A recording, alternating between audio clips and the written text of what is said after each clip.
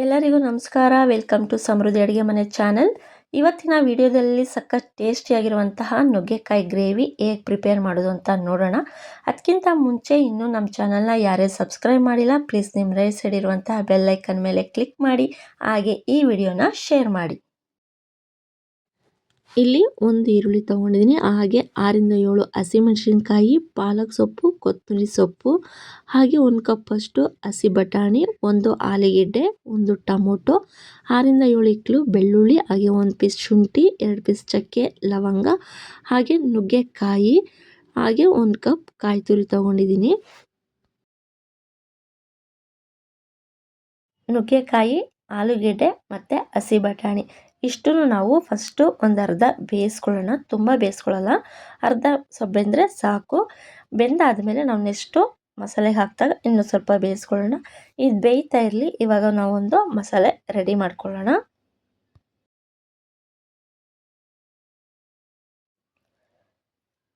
ಇವಾಗ ಸ್ವಲ್ಪ ಎಣ್ಣೆ ಹಾಕ್ಕೊಳ್ಳೋಣ, ಮಸಾಲೆ ಹುರ್ಕೋಬೇಕಲ್ವ, ಅದಕ್ಕೆ ಸ್ವಲ್ಪ ಎಣ್ಣೆ ಹಾಕ್ಕೊಳ್ಳೋಣ.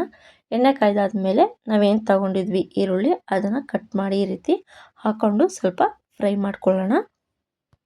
ಈರುಳ್ಳಿ ಸ್ವಲ್ಪ ಫ್ರೈ ಆದಮೇಲೆ ಹಸಿಮೆಣ್ಸಿನ್ಕಾಯಿ ಹಾಕ್ಕೊಳ್ಳಿ. ಹಸಿಮೆಣ್ಸಿನ್ಕಾಯಿ ಜೊತೆಗೇ ಬೆಳ್ಳುಳ್ಳಿ, ಶುಂಠಿ, ಚಕ್ಕೆ ಲವಂಗ, ಟೊಮೊಟೊ, ಹಾಗೆ ಸೊಪ್ಪು, ಕೊತ್ತಂಬರಿ ಸೊಪ್ಪು, ಪಾಲಕ್ ಸೊಪ್ಪು ಏನೇನು ತೊಗೊಂಡಿದ್ವಿ ಎಲ್ಲನೂ ಹಾಕಿ ನಾವು ಚೆನ್ನಾಗಿ ಫ್ರೈ ಮಾಡ್ಕೊಳ್ಳೋಣ.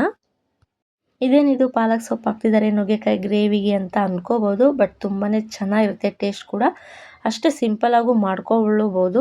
ಸೊ ನೀವು ಒಂದ್ಸಲ ಟ್ರೈ ಮಾಡಿ, ಇದು ಟೇಸ್ಟ್ ಮಾತ್ರ ತುಂಬಾ ಚೆನ್ನಾಗಿತ್ತು. ಬಿಸಿ ಅನ್ನಕ್ಕಾಗಲಿ ಇಲ್ಲ ರೊಟ್ಟಿ ಚಪಾತಿಗಾಗಲಿ ತುಂಬಾ ಚೆನ್ನಾಗಾಗಿತ್ತು. ಇವಾಗ ಮಸಾಲೆ ಎಲ್ಲ ಹಸಿ ಸ್ಮೆಲ್ ಹೋಗೋವರೆಗೂ ಚೆನ್ನಾಗಿ ಫ್ರೈ ಮಾಡಿಕೊಂಡ್ರೆ, ಅದ್ರ ಕ್ವಾಂಟಿಟಿ ಸ್ವಲ್ಪ ಕಮ್ಮಿ ಆಗಿದೆ ಅನ್ನೋರು ಸ್ವಲ್ಪ ಚೆನ್ನಾಗಿ ಫ್ರೈ ಮಾಡ್ಕೊಳ್ಳೋಣ. ಇವಾಗ 1/4 ಚಮಚದಷ್ಟು ಅರಿಶಿನ ಹಾಕ್ಕೊಳ್ಳೋಣ.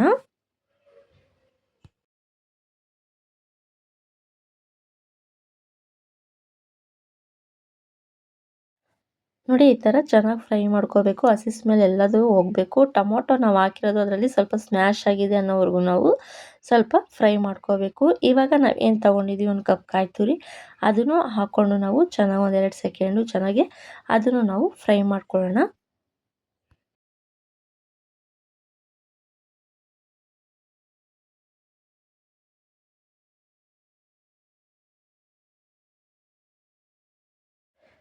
ಫೈನಲ್ ಆಗಿ ಮಸಾಲೆನ ಹುರ್ಕೊಂಡಿದ್ದಾಗಿದೆ.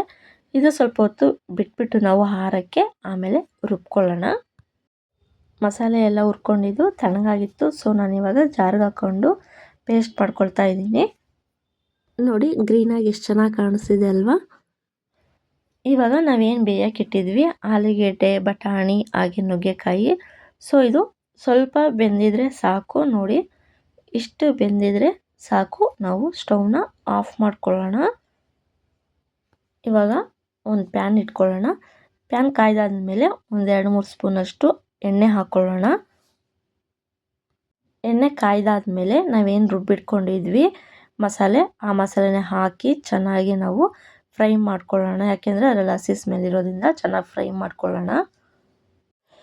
ಎಲ್ಲ ಮಸಾಲೆ ಹಾಕಾದ್ಮೇಲೆ 1-2 ನಿಮಿಷ ನಾವು ಎಣ್ಣೆಯಲ್ಲಿ ಚೆನ್ನಾಗಿ ಫ್ರೈ ಮಾಡ್ಕೋಬೇಕು. ಯಾಕೆಂತಂದರೆ ಅದರಲ್ಲಿರೋ ಹಸಿ ಸ್ಮೆಲ್ಲು ಸ್ವಲ್ಪ ಹೋಗೋವರೆಗೂ ಚೆನ್ನಾಗಿ ಫ್ರೈ ಮಾಡ್ಕೋಬೇಕು.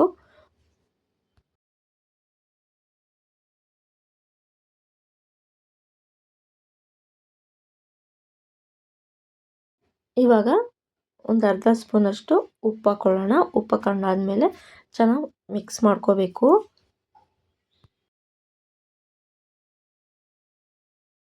ಈ ಥರ ಸೈಡಲ್ಲೆಲ್ಲ ಎಣ್ಣೆ ಬಿಟ್ಟಿದೆ ಅಂದಾದಮೇಲೆ ನಾವೇನೇನು ಬೇಯಿಸ್ಕೊಂಡಿದ್ವಿ ನುಗ್ಗೆಕಾಯಿ, ಆಲೂಗೆಡ್ಡೆ, ಬಟಾಣಿ ಅಷ್ಟನ್ನು ಹಾಕ್ಕೊಳ್ಳೋಣ. ಅದು ಬೆಂದಿದ್ದ ನೀರನ್ನೇ ಹಾಕ್ಕೊಳ್ಳಿ, ಚೆಲ್ಲಕ್ಕೆ ಹೋಗಬೇಡಿ.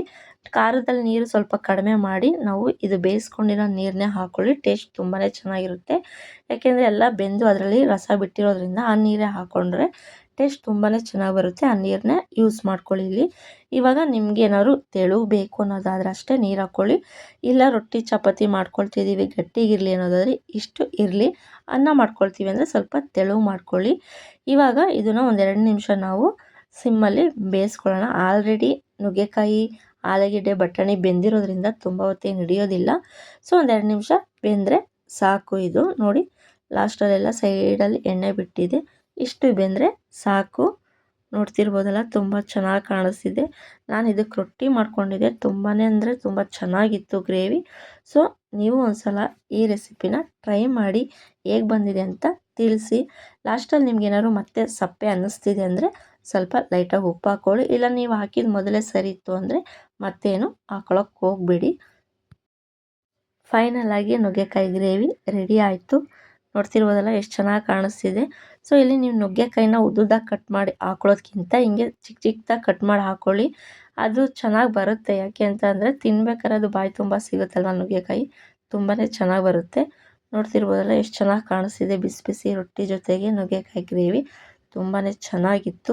ಇದೇ ರೀತಿ ಒಳ್ಳೊಳ್ಳೆ ರೆಸಿಪಿಗಳಿಗೆ ನಮ್ಮ ಸಮೃದ್ಧಿ ಅಡುಗೆ ಮನೆ ಚಾನಲ್ನ ಸಬ್ಸ್ಕ್ರೈಬ್ ಮಾಡಿ, ಹಾಗೆ ನೋಟಿಫಿಕೇಷನ್ಗೆ ಬೆಲ್ಲೈಕನ್ ಮೇಲೆ ಕ್ಲಿಕ್ ಮಾಡಿ, ಹಾಗೆ ಈ ವಿಡಿಯೋನ ಶೇರ್ ಮಾಡಿ.